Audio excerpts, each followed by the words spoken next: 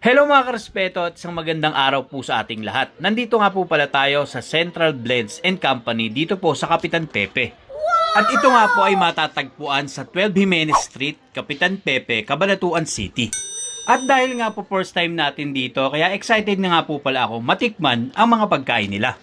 At ito nga po pala ang starter natin. Classic Caesar Salad.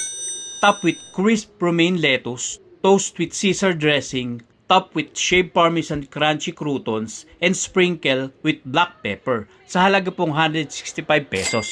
At nag-order nga din po pala tayo ng classic pili steak. So with thinly sliced beef, melted cheese, caramelized onion, and peppers on toasted honji roll. Sa halaga pong 180 pesos. At natikman ko na nga po pala ang Caesar salad nila and talaga po siyang masarap.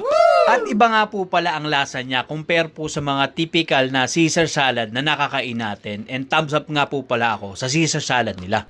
At sa pili steak naman po nila is panalo din po siya, thumbs up po para sa akin. Dahil marami po siyang meat and lalong-lalo na po yung cheese niya and ang dami po talaga.